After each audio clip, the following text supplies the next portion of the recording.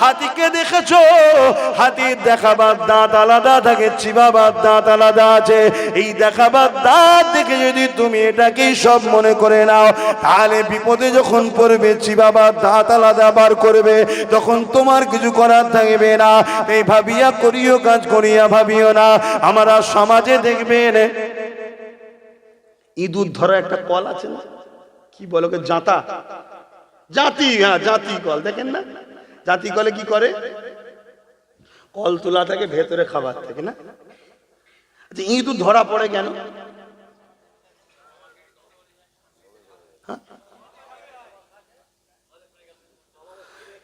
ইঁদুরের এইটুকু জ্ঞান নেই যে এত ওপেন ফ্রি খাবার রাখলো কে।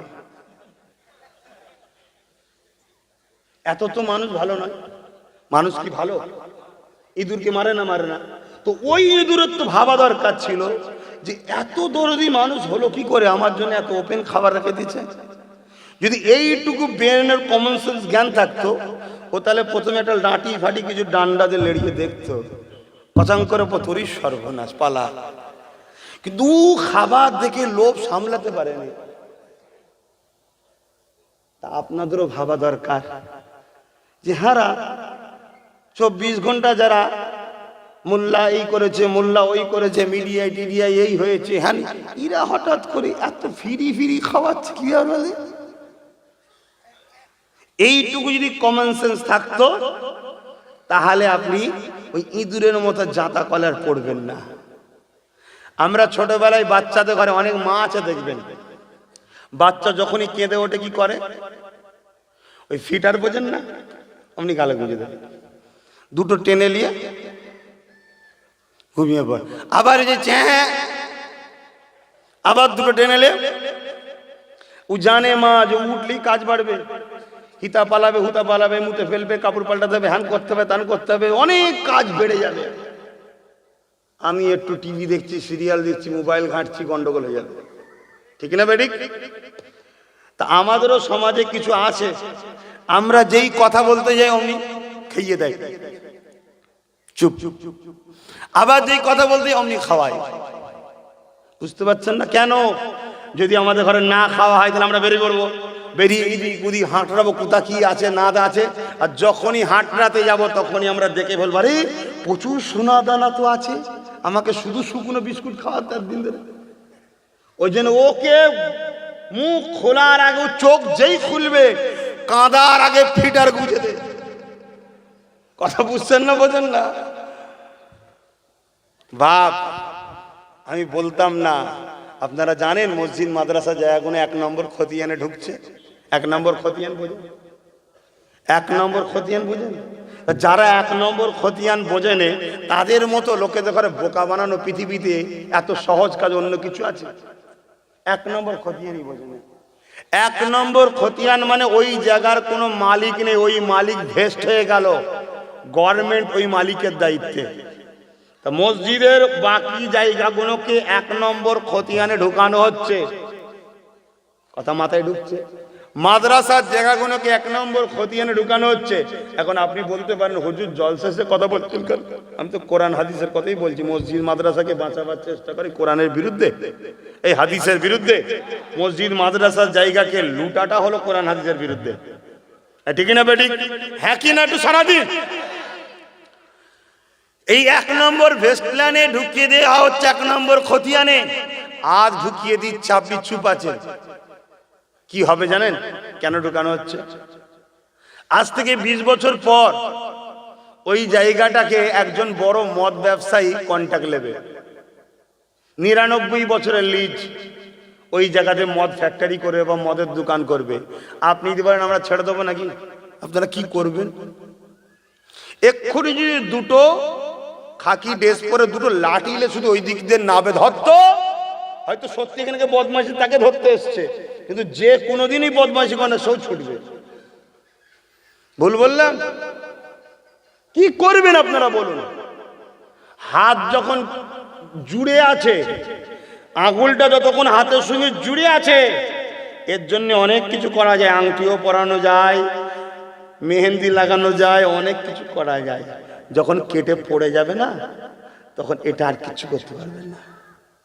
যতদিন আছে মসজিদের ততদিন বহুত কিছু করা যাবে, আর যখন খতিয়ানে ঢুকে যাবে এক নম্বরে, তখন তুমি করতে গেলে সবাই বলবে তোর জায়গা না, যদি বকছিস কেন? কথা বুঝছেন না? বোঝেন না? তাহলে কত রকম চক্রান্ত চলছে। সব চক্রান্ত কাদের ঘরে নিয়ে জানেন? ওই ফিটার খাই যারা, অন্য কারো চক্রান্ত হচ্ছে না, অন্যরা সব পাচ্ছে। কারো যদি 2 ছিল 40 করে নিয়েছে, কারো যদি 1 তালা ছিল তো 4 তালা করে নিয়েছে। যে যা ধর্মের দোকানকে সুন্দর করে সাজিয়ে নিচ্ছে। আমি কারো কাছে চাইনি, আমি মেহনত করে সাজাচ্ছি, কিন্তু আমার ধর্মের দোকানে বারবার মিথ্যা বদলাম ক্যাচড়া ছোঁড়া হচ্ছে। তারপরও আমি পরিষ্কার করে চালাচ্ছি, তারপরও আমার ধর্মের দোকানকে ভেস্টল্যান্ডে ঢুকিয়ে দেওয়া হচ্ছে। বোঝাবার জন্য বলছি, ধর্ম কোনো দোকান নাই, আমিও জানি, কিন্তু আপনারা আম মানুষ বুঝবেন কি করে, তাই বোঝাবার জন্য বলছি। আল্লাহ বা পরীক্ষা করে। ফেরাউনকে আল্লাহ সৃষ্টি করেছে, নমরুদকে আল্লাহ সৃষ্টি করেছে, আবু জেহেলকে আল্লাহ সৃষ্টি করেছে, উদবাকে আল্লাহ সৃষ্টি করেছে। আল্লাহ জালিমদেরকে বানায় মুমিনদের পরীক্ষা নেবার জন্য।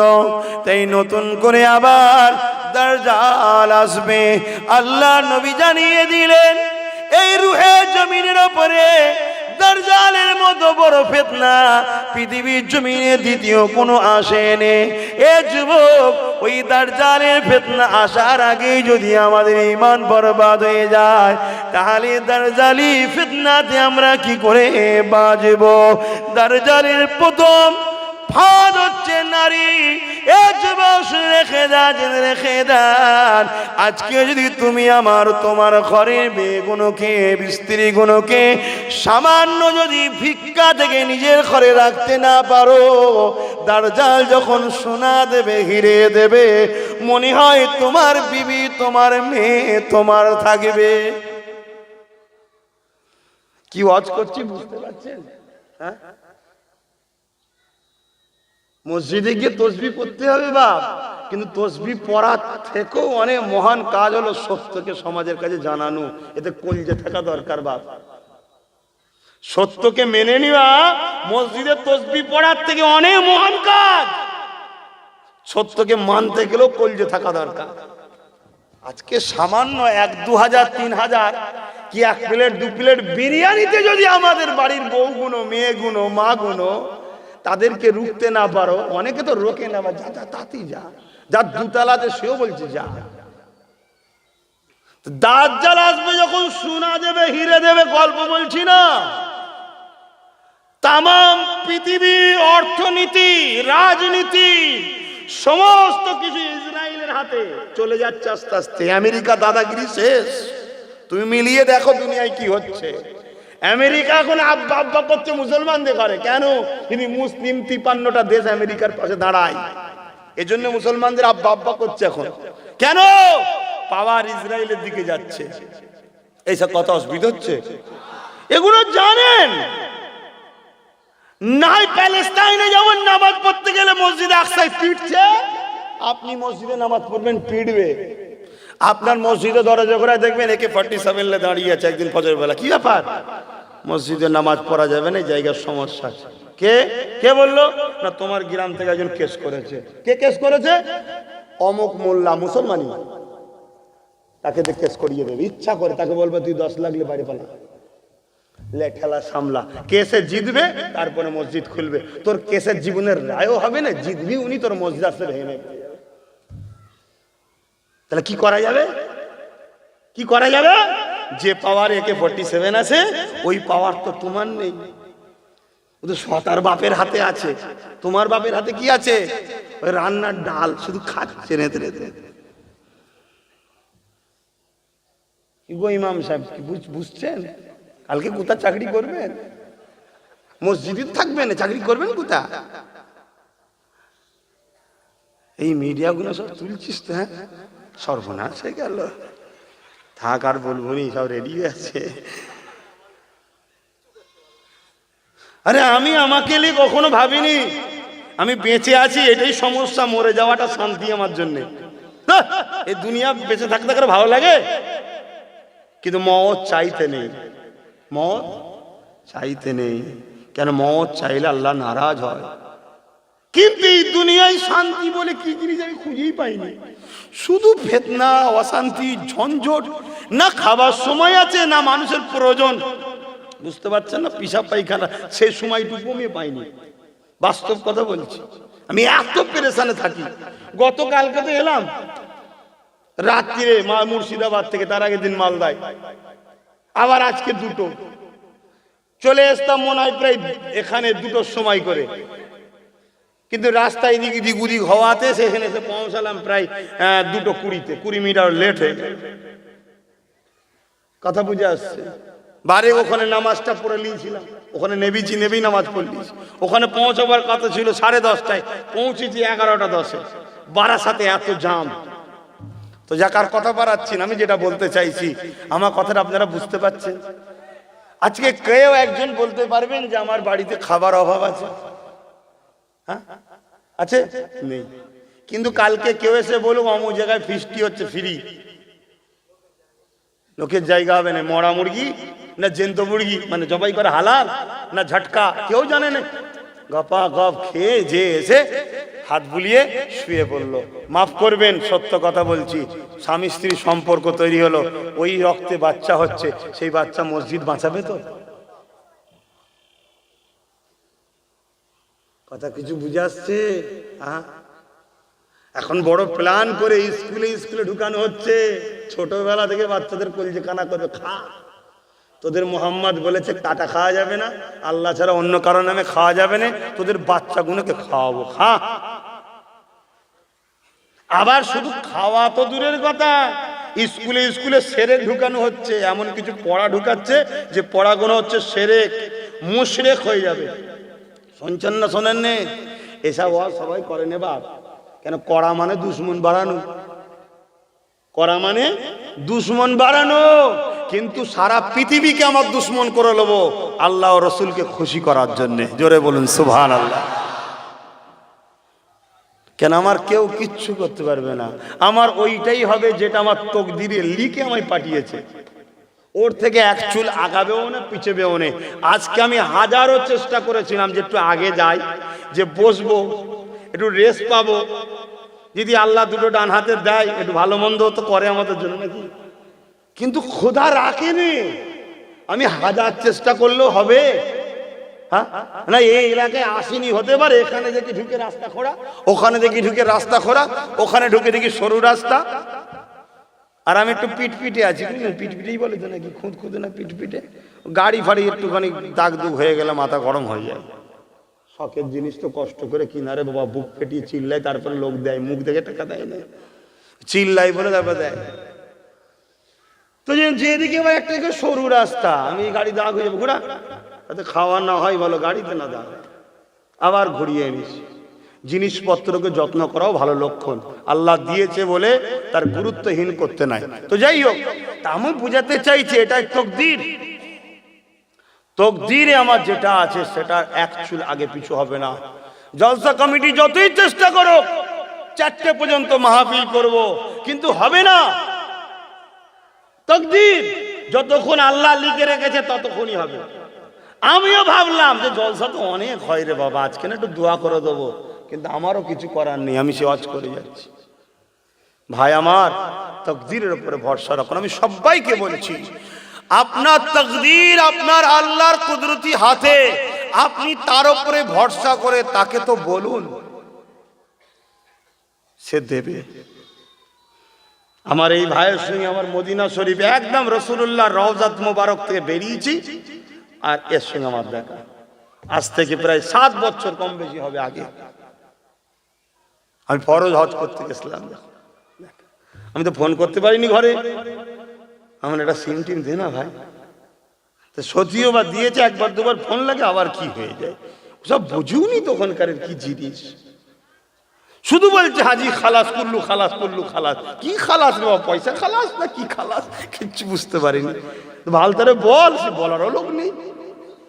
তো যাক, আমার আব্বা আমার ভাইরা আমাকে ভুল বুঝছেন না তো আপনারা, কারণ আমি আপনাদের সন্তানের মতো, যদি বাচ্চা ভুল করে ডেকে বোঝানো দরকার, ঠিক না বেঠিক? যে আব্বা তুমি এটা করোনি, তুমি এটা করোনি বাপ, এটা করা অন্যায় হবে, তা বলে সমালোচনা নয়।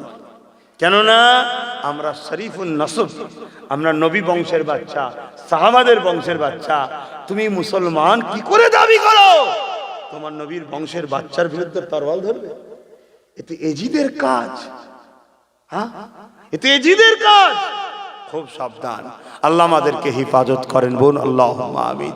আপনারা বুঝতে পারছেন না আপনাদের পিছনে কি ষড়যন্ত্র চলছে। একজন লোক এসে আপনাদের ইমামের বিরুদ্ধে বলল, একজন লোক এসে কি ইমাম সাহেব কেরাত ভুল পড়ছে। কে ইমাম? আপনি ইমাম? হ্যাঁ দুজনাই ইমাম, উনি তো আমার সাথে পড়তে থাকবে, হ্যাঁ ইমাম সাহেব দুজনের বিরুদ্ধে একজন এসে বলল ইমাম কেরাত ভুল পড়ছে। 20 বছর 10 বছর ইমামের পিছনে আছেন, কেউ একজন এসে বলল সন্দেহ গেল। কে বলল তাকে দেখবেন না? যে বলল সে জীবনে মসজিদে ঢোকে না, দাঁড়িয়ে মতে, তার কথাই বিশ্বাস হয়ে গেল। যে বলল জীবনে মাদ্রাসায় পা দেয়নি, তার কথাই বিশ্বাস হয়ে গেল। ঈমান আপনার এত দুর্বল, কেউ এসে বলল আব্বাস সিদ্দিকী দালাল, আপনার বিশ্বাস হয়ে গেল। আরে কে বলছে সে কে দেখ, ও কোন খ্যাতের মূলো, কার ঝাড় থেকে উঠে এসছে দেখো। এটা ভাবা দরকার ছিল না? ছিল না? হ্যাঁ, আগামী তো আসবে তোমার পাড়ায়। কেন? নবী বংশের বাচ্চাদের সঙ্গে নবীর উম্মতদের সম্পর্ক দূরত্ব না করতে পারলে অসুবিধা আছে। কারণ আমি তোমাকে যত পারবো নবীর সঙ্গে জুড়বো, তত তোমরা আমাদের ঘরের সন্তান হবে, আমাদের ঘরে আসবে, ঠিক না বেঠিক? আর যারা নবীর দুশ্মন তারা তোমাদের ঘরে কোনোদিন নবীর ঘরে জুড়তে চাইবে না, কারণ নবীর ঘরটা তাদের ঘর নয়। তারা তোমাকে নবীর ঘর থেকে সরিয়ে শয়তানের ঘরে নিয়ে যাবে, এটা তুমি মাথায় রেখে দিও। এর চেয়ে বেশি কিছু আর বলতে পারছি না। আসো একটু সালাম দেবো। ইয়া নবী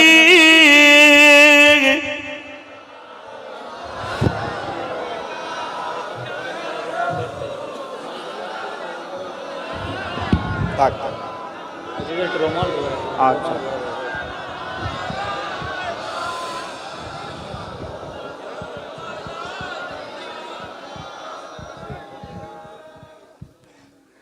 বাচ্চাগুলোর দিকে একটু খেয়াল রাখেন, বাচ্চাগুলোর দিকে একটু খেয়াল রাখেন, ওরা আপনাদের ভবিষ্যৎ। কবরে আমি চলে যাব, আমার বাচ্চাই তো ফাতিহা করতে যাবে। কবরে আপনি চলে যাবেন, আপনার বাচ্চাই তো কবরে দাঁড়িয়ে দাঁড়িয়ে সূরা ফাতিহা পড়বে। কি গো, ঠিক না বেঠিক? কবরে আমি যাব, আপনি যাবেন, আমার লাশকে তো আমার বাচ্চাই তুলে নিয়ে যাবে। আপনার বাচ্চা আপনাকে নিয়ে যাবে না? নিয়ে যাবে।